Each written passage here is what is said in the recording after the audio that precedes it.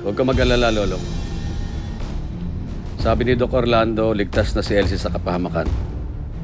Kailangan lang bumawi ng katawan niya dahil sa dugong nawala.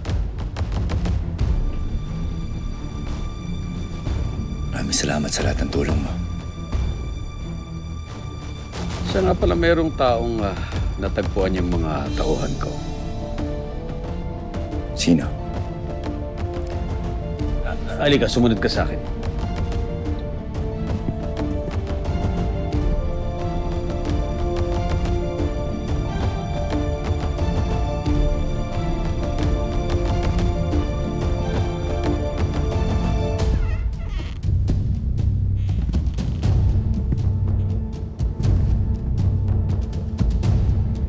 Natagpuan siya ng mga tauhan ko, umahangos. Hinahabol daw siya ng mga lalaki, kaya tinulungan ko siya.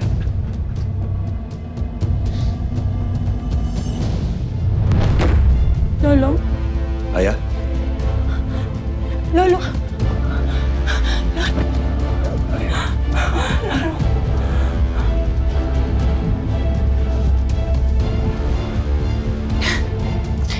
Tinulungan ako ni Sir Julio na makatakas kagabi. Kung hindi dahil sa kanya, baka nahuli na akong Emilio. Sinabi niya na sa akin ng lahat, Lolo. Ang Emilio ang sinasabi niya ay si Emilio Vergara. Emilio. Anong kinalaman ni Emilio sa buhay mo, Aya? Lolo, patawarin mo.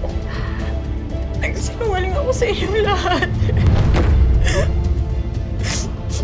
Hindi ako anak ng mga isda. Hindi din totoo na mahirap lang kami. Yung totoo, mayaman yung pamilya namin. Hanggang isang araw, nalaman ko na yung totoong negosyo ni Papa Droga.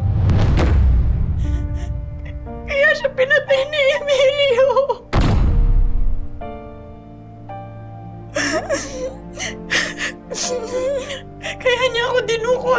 Kaya niya ako dinukot para gawing asawa. Pero nakatakas ako. Nakatakas ako at napunta ako sa punduhan. Sinungaling ako kasi nagtatago.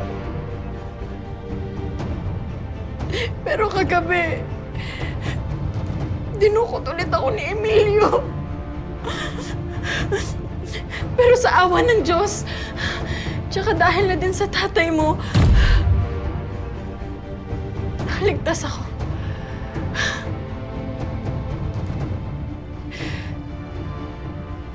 Aya.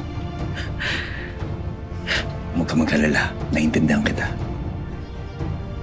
Pero sa ngayon, dito ka na muna, ha? Dahil mas ligtas ka dito kasama namin. Lolo, salamat.